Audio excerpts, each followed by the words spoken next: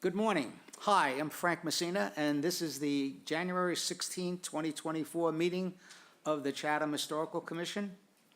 Before we start, I have a few announcements. Please note, this meeting is being recorded and will be available shortly hereafter for scheduled and on-demand viewing on any smartphone or tablet device. If anyone else is recording the meeting, please notify the chairman.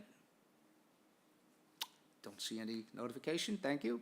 Pursuant to Governor Healey's March 29, 2023 signing of Acts 2023, extending certain provisions of the COVID-19 measures adopted during the state of emergency, suspending certain provisions of the open meeting law, General Law 30A 20, until March 31st, 2025, this meeting of the Chatham Historical Commission is being conducted in person and via remote participation.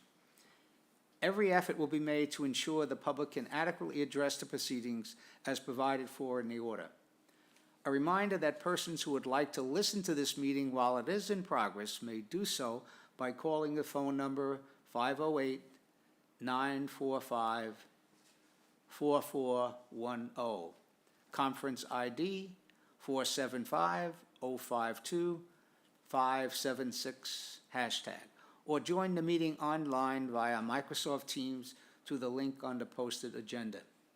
While this is a live broadcast and simulcast on Chatham TV, despite our best efforts, we may not be able to provide for real-time access. We will post the record of this meeting on the town's website as soon as possible. Okay, the next order of business is a roll call. Vice Chair Bob Lear. Here. Clerk Steve Burlingame is absent.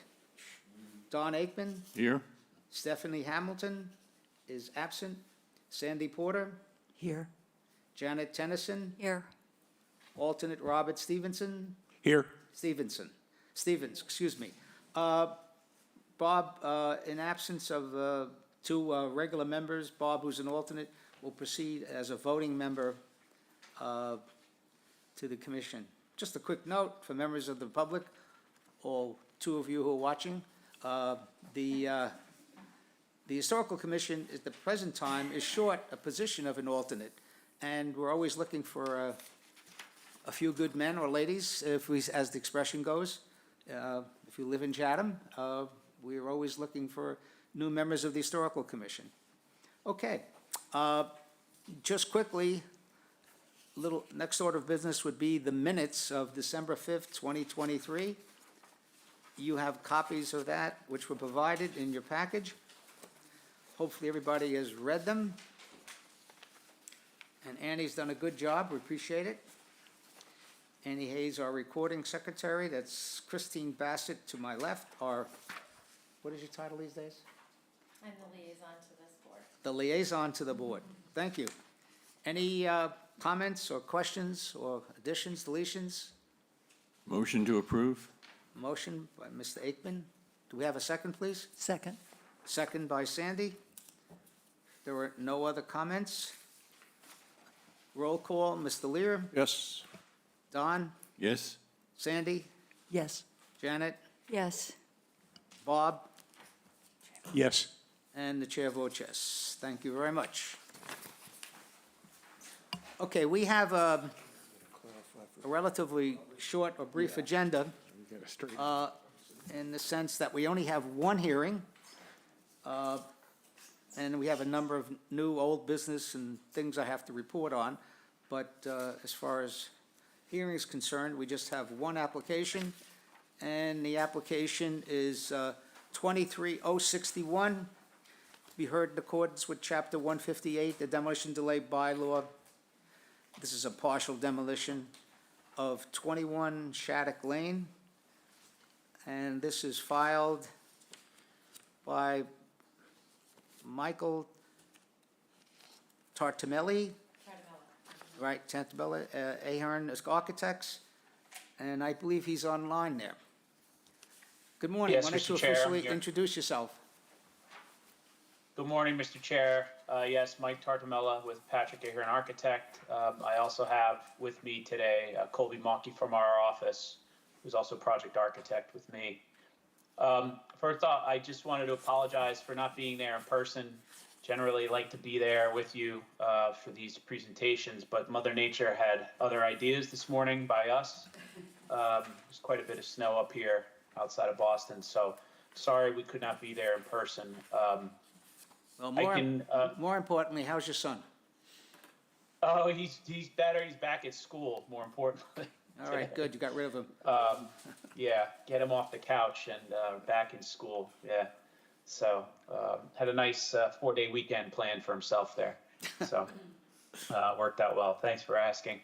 I can proceed to share my screen if that's helpful. And Yeah, before Just you get the- before you share your screen, let me just say, one thing I usually do, but just to recognize to the members, we do have the summary sheet provided to by Christina. There's no Form B on the property, not located in National Register. There was a no list on the town survey, and so with that information, why don't you proceed? And I guess the first question we ask is historical significance, so, but why don't you proceed with your presentation? sure.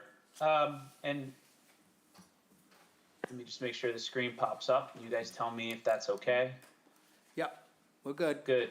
Okay, so, so, Mr. Chair, as you mentioned, and members of the board, this is a property, 21 Shattuck Lane, that is not in a district or an eligible district currently. There's no Form B, and under the Chatham Survey Plan of 2015, this was listed as buildings not recommended for survey. So, I know some of you had the opportunity to see the property in person on Friday, and get a sense of kind of the house as it exists today, what's been done.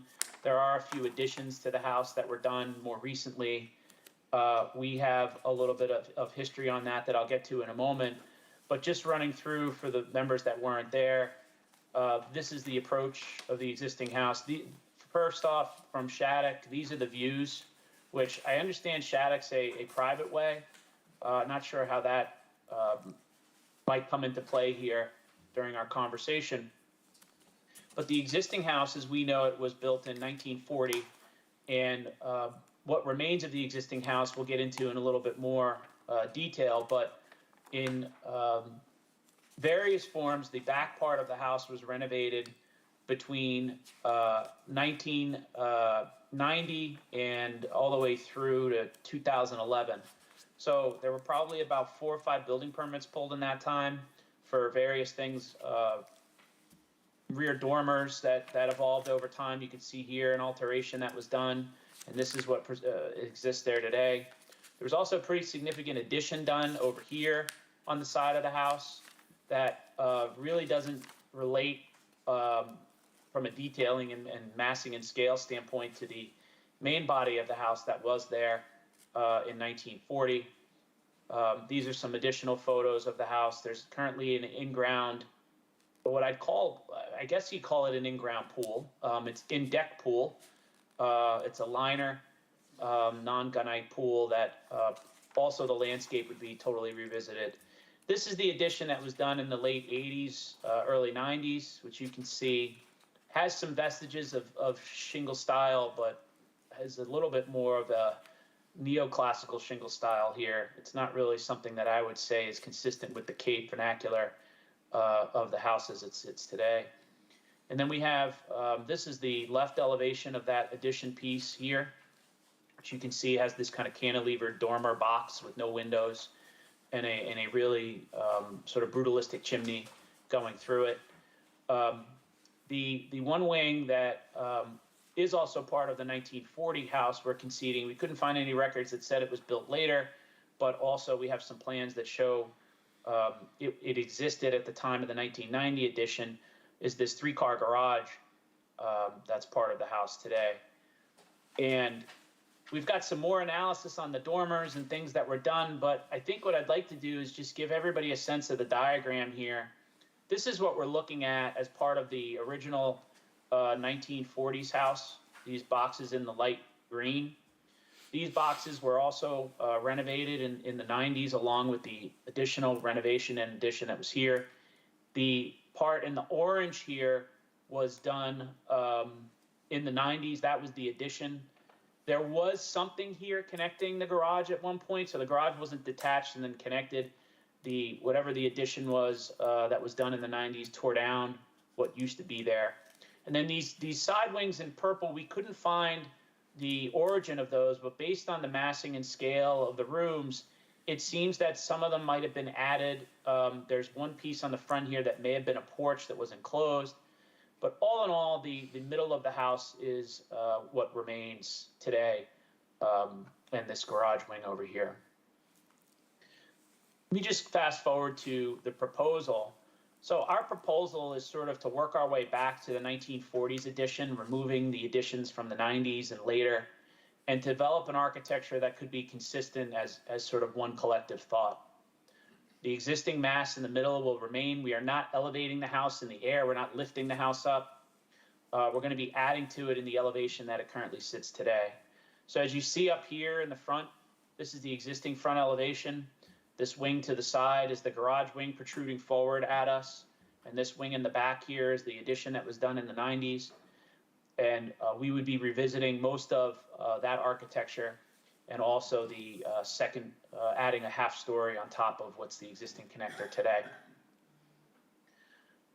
As we go around the elevations, you can see the vestiges and the concept of the garage being detached that was attached over time remains. We've created a little bit more of a carriage house feel here that complements the existing mass of the center box. For us, it was really about that center box and looking at that, which was the original 1940s piece, to set the tones for the additions that we're proposing on the structure. The back part of the house here, this is the part facing the water. You can see here the existing dormer. We've got some new bay windows that are being interpreted, a new addition to the side here, removing kind of that one-story piece, and then revisiting sort of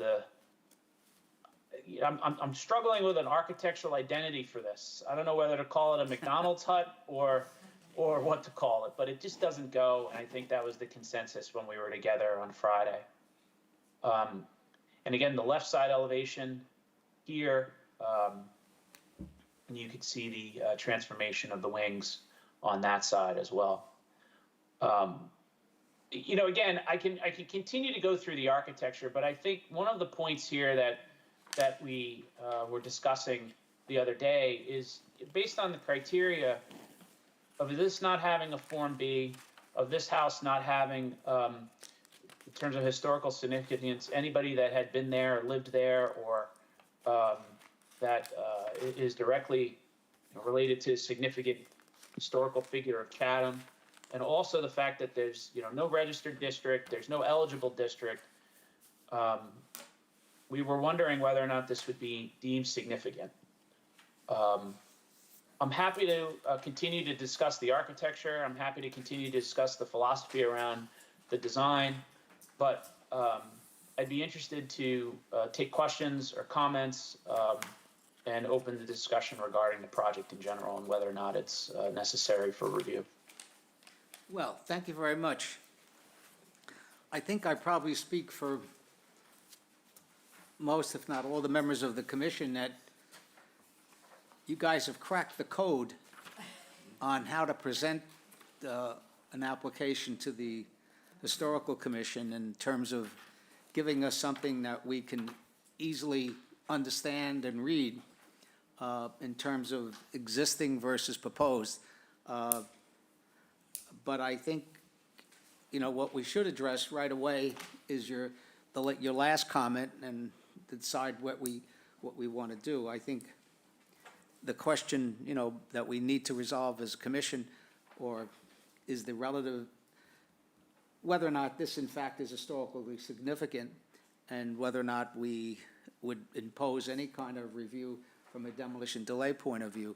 I speaking personally here, I think, you've created quite an impressive structure in terms of how you're bringing the house together versus a little bit of a hodgepodge.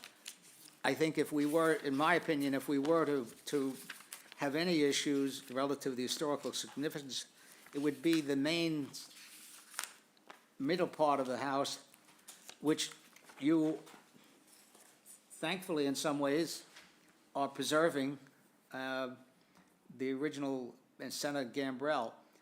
But I don't believe it meets the criteria, in my opinion, that we want to go into the issue of being historically significant.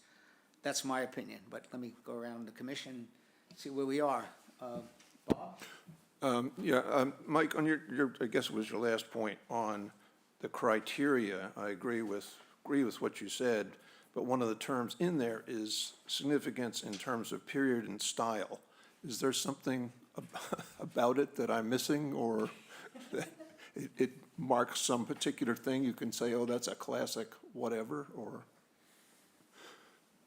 To me, I mean, you know, the Cape vernacular is wonderful. I mean, I think, you know, Chatham has no shortage of wonderful architecture that I think makes up the fabric of the town. I mean, where this house was built, you know, in 1940, I somewhat feel like it's, you know, it certainly represents the local vernacular, and it was well designed, but I don't feel like this was sort of a benchmark for the architectural development of the shingle style or the Cape vernacular style that we might see in the early 1900s. So to me, while it certainly is a nice house and an appropriate house for the village of Chatham, I don't think it necessarily demonstrates a significant style that it's worthy of preservation, let's say. It certainly can be recreated, but somebody took, I think, with the forefathers of the earlier 1900s in the development, in the late 1800s of the development of the shingle style, they took these sort of directions that were set forth with that in those periods and applied it to this. Okay, thank you. That helps. Sandy? I don't see any historical significance. Janet? No, I don't think it meets the criteria of historical significance. In fact, I think it'll be a vast improvement, the plans that have been proposed.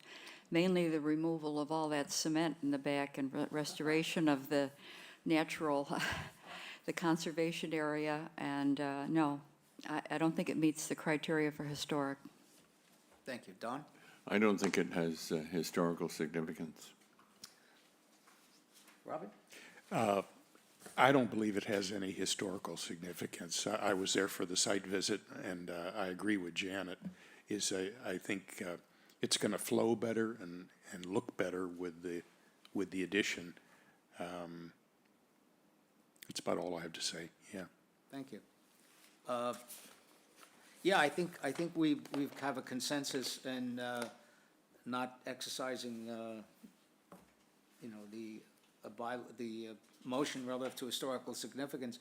I would say it's kind of interesting because the Gambrell style, you know, we're kind of fighting that elsewhere in town where we have, you know, neighborhoods which don't have Gambrell and mostly, you know, the typical Cape style house, and then all of a sudden somebody wants to do what you're doing here in a small neighborhood, and I believe the local architects are using Gambrell to increase the living space on that in the second floor, which they can't do with a typical pitch roof. So, and I know it's interesting that the zoning board also has been not too happy when somebody comes in to do that. But it's interesting how things change in terms of style. I mean, I like the term vernacular, but, well, okay, having said that, Mr. Vice Chair, Bob, do you have any specific motion? Okay. I have a motion. I move the Chatham Historical Commission find that the structure located at 21 Shattuck Lane is not historically significant because it does not meet any of the definitional criteria in section 158-2 A, B, or C of the bylaw. Therefore, the commission does not impose a demolition delay. Thank you. Do you have a second? Second. Second, Sandy, thank you very much. Any member of the public wish to speak for or against the application? Seeing, none. Whoops. I just have a question. Can you go up here? Yep.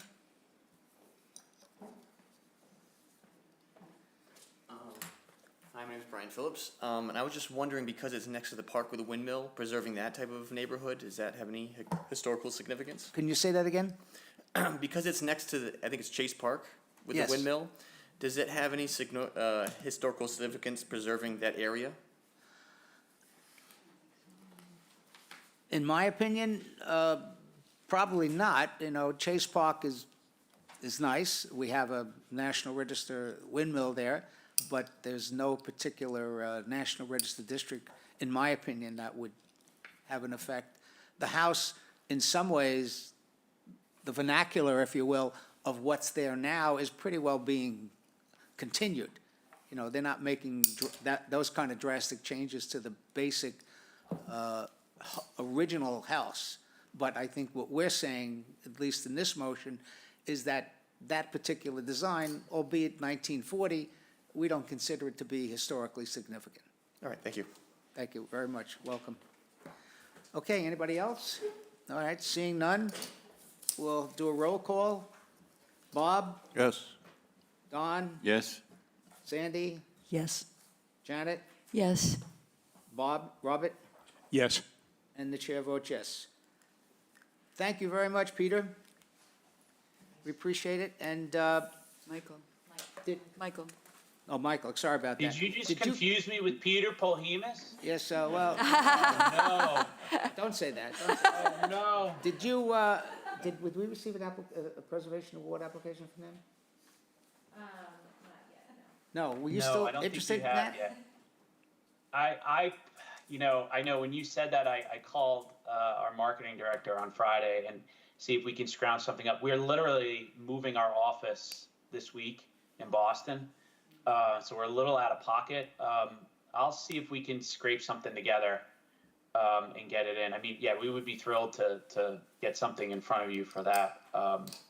But appreciate this today. And also, I really just wanted to note, thank you for the comments on the presentation. I mean, as architects, I think that's something we really strive to do, is have a clear and, very sort of well put together presentation. So I really appreciate you saying that, because, we work really hard to do that. So, Thank you very much. Okay. great. And- Thanks, everybody. We will definitely, I'm going to quickly segue into that, the Preservation Awards. You have an email in your inbox, as well as, I think you did make copies for everybody? Okay, so you have something before you, so I'm going to kind of skip around the agenda and go right to an old business item, the Preservation Awards. We do have 3 applications submitted thus far. And we are, we still have the deadline, I think, is the 21st? 26. 26th of January, so there is time. And we have a couple of other parties who might be submitting some. So there probably will be one, Janet. Okay. Our meeting is February 9th. I will be here for that, so we can talk, and I'm looking forward to you participating in that. So, the way we operate, or the way the Preservation Awards Committee has been constituted, it consists of 2 members from the Historical Commission, myself and Janet, 2 members from the HBDC, Don Silva, who's the chair, and another gentleman whose name escapes me right now. Steve Bordeaux, Say again? Steve Bordeaux, or I'm not sure how I said it. Yeah, Steve Bordeaux. Bordeaux. Steve Bordeaux. And then from the Chatham Historical Society, Kevin Wright, and one other member from the board. So, we don't take a vote, in the sense that we don't take the full commission's vote, and say, okay, this is the commission's position. It's up to Janet and I to vote. Obviously, we listen to the members of the commission and get an opinion, because we kind of stopped that because it got kind of hairy, in certain applications. So that's where we are, but I certainly would appreciate your comments. There are the Form Bs attached. When we get closer to it, Christina will make a full copy of the applications available to you. And so at a meeting probably before February 9th, what's that meeting? Do we have a meeting before that? The 6th. The 6th? Perfect. So on February 6th, we will put on the agenda the preservation awards and input from the members of the commission. Okay? Thank you very much. All right, good. I wanted to just to get that out. Again, thank you very much. I appreciate it. Mr. Chair, are we all set? I just wanted to make sure before we Yes, we signed are. off. Thank you very much. Okay, and, thanks, proceed. everybody. Thank you. Thank you. All right, here we go. We have a new business administrative review application, 47 Holloway. Okay, who did that one? Did me? Did I do that? Or Bob? Bob. Okay, Mr. Lear, if you would, please. This is a project by Volhemus that has a number of changes to the back of the building, which we approved, and they want to change that slightly to amend the structure of one of the windows, which is probably about, I don't know, 3 feet by 4 feet or something like that, and change it from casement to whatever the swing-out type is, and maintain the same design of the windows, so. I had no problem. I certainly wouldn't have had a problem if they suggested that originally, so it didn't bother me. And Don also looked at it. Yes, I looked at it and I have no problem. Great, so we can get a motion, please? Affirming? Your microphone. Thank you. I appreciate Bob and Don taking a look at it, and so I guess we need a motion to affirm the ratification or ratify the. So moved that the Commission ratified the determination by the folks who looked at the property that it does not require a full application. Thank you very much. Second. Get a second? Second by Janet. Thank you very much. No other discussion? Bob, Yes. Don, Yes, Sandy, Yes. Janet, Yes. Bob, Robert? Yes. And the chair votes yes. Thank you very much. By the way, this administrative review process is working as far as I'm concerned. And I think we're saving the town a lot of money and time and effort as well as ourselves. So we'll see. The one other thing on that, Steve Burlingame, about 2 years ago, said we should be considering the 75-year of age, which is a threshold for review. I have it on as old business. I don't know about right now. My head is pretty full with things to do, and I think we have enough to do. But it's something at some particular time we might want to address and really have a in-depth discussion, probably with, you know, I would quite honestly, Ed, with Eric Dre and maybe Sarah Corgia from the Cape Cod Commission, because I think it's a big decision if we decide to change it. It's not consistent with what other commissions do, which mostly all use the 75-year threshold. You got to remember the Mass Historic and as well as the Federal Register, they don't use 75. They use 50 years as the threshold for whether or not something can be considered historically significant. The issue there, Janet, is it's not like it's a colonial home, but it's the fact that you have a style or which should be preserved, even though it's only 50 years old. Okay, back to the agenda. Old business, that Stephanie's not here, so I can sneak this out. Amendments to the bylaw as it relates to neglect. Unfortunately, with losing Ryan Christenberry, that really has to go on and hold. She's left the town. And it's a shame because, quite honestly, I think Christina were relying on her, and she was taking a lot of tasks on that we have to done. So this is something which is going to move from old business to on hold until another, planning, what was the title? Principal planner. Principal planner is hired by the town. There's just nobody to do the work right now. So yes, it's a problem. Okay, turn the page. In terms of report, from my perspective, just quickly, Bridge Street is still, out there, even though the demolition expired and was drawn from the ZBA, so hope springs eternal that somebody else will come up and try to save that. I think it was 1700 or 16-something, this house, a very old historic home that we would have lost if the ZBA had not turned down his application. So hopefully we can still save that property. the next item on my report is the National Register eligibility for the Nickerson site. I have there waiting on hold for staff to proceed, and had a meeting with Katie Donovan and Christina, and that will proceed. You know, we have the quote from PAL, Holly Herbster, on preparing the documentation to request Mass Historic on the eligibility of the Nickerson, William and Ann Nickerson homestead site. So that's something which will proceed, and I think that'll be great if we can do that, a real feather in our cap. The preliminary review of the Marconi RCA district is also, there's a discussion in process with staff and with Holly Herbster. Holly, in fact, I spoke to her this morning on another subject. She sent a letter to me, I don't know if I shared it, I think I will if I didn't, on, is it possibly that it could be considered a larger district for National Register eligibility because of its archaeological concerns? And she feels there is. In fact, there was a dig on the property by somebody, an official dig, may have been the town, we're trying to track it down, and she is going to Mass Historic to find out, you know, if you dig, if you do an archaeological dig, you have to have permission from the state, from the Mass Historic Commission. So somebody did file and somebody did do a dig, and we kind of know what the results are, but we need to get it officially.